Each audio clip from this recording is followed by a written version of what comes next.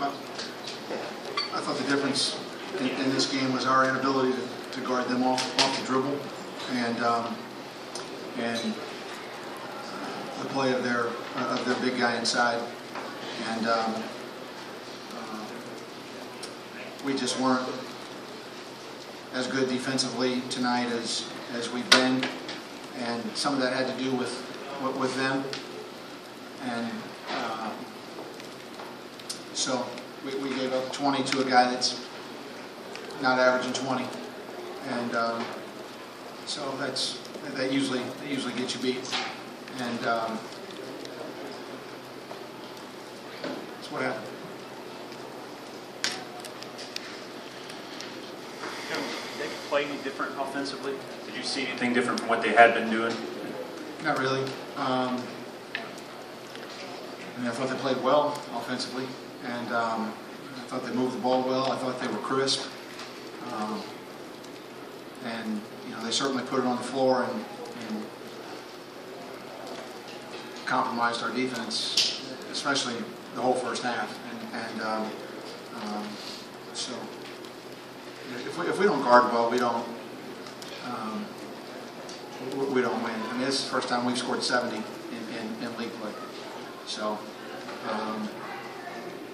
we're not going to win if we don't guard. We didn't guard them tonight, and again, some of that was them, but certainly some of it was us. You guys had been playing really well defensively. I mean, you'd said all along. Was there anything you saw early on, or anything to indicate it wasn't happening? Yeah, they kept going by us. That was the indicator for me, was when they kept laying up. We got 12 layups in the first half, and so yeah, that was a pretty good indicator that something wasn't right. And we started talking about it after the second TV timeout, and we never stopped talking about it the rest of the game. So usually our team adjusts and does a little better than that when they're made aware, and for whatever reason we just didn't. We had some guys play really well tonight. We had some guys that really. Keaton was having a great game until he hurt his shoulder, and Rod had a great first half. I mean, we had some guys that played awfully well for us, but not so much on the defensive end. Was there something about Cauley Stein, the guy that had 20, that enabled him to get in a rhythm or anything like that? Yeah, the fact that we didn't guard the ball and they kept breaking us down off the dribble, and then he was the recipient of lobs and easy point-blank shots, but then they were also, we would just stand behind him as though he hadn't scored any points so far tonight, and let him throw it in there, and then he would back us in and jump hook us from 2 feet. So he kind of just did it however he wanted to. We should have just asked him what his preference was. Did he prefer to dunk, or did he prefer to get it, back us in, and jump hook? We couldn't. I mean, other than asking him, we couldn't have been any more accommodating, I didn't think.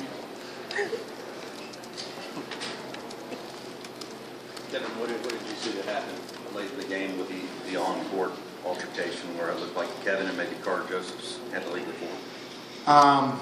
Well, neither one of them know the rule that you can't leave. But first of all, they left the bench area. They were walking. It wasn't like they were running into a scrum or anything. But officials felt like they got a little bit too far out there, and that's fine. I told John when we met at half court that they threw 2 of our biggest criminals out of the game. So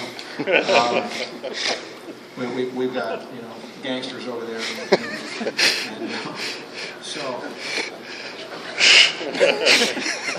But I'm not saying the officials were wrong.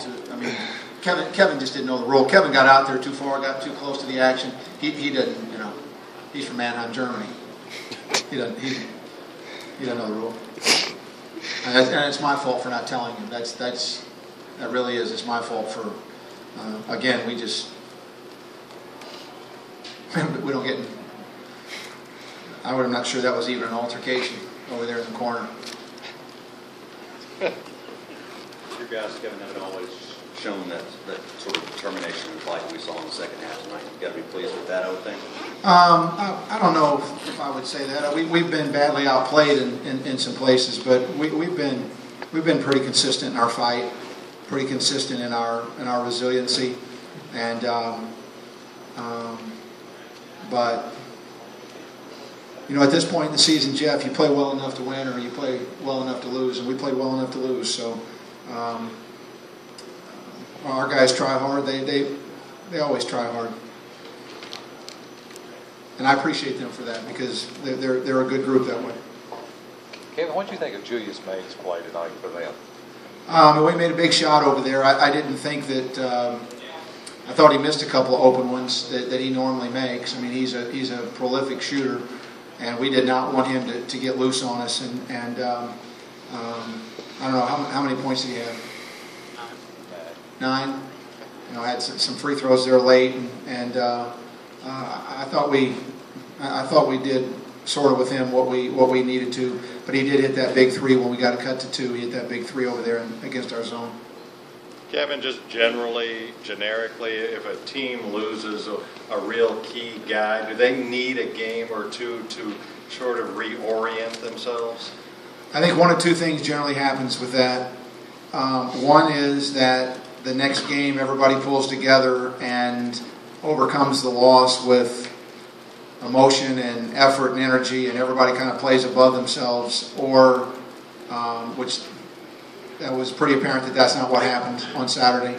And then generally speaking, if that doesn't happen, then they need some time to reorient and get used to what else is going to take place. And by the way, I'm very disappointed for the young man that tore his ACL, and it's a shame. I had a daughter that tore her ACL 3 times, so I'm familiar with the injury, and my heart goes out to him, and our best wishes go to him too. Last one, guys. Last one. Or no more? Or not? Okay. Thank you. Okay. Thank you.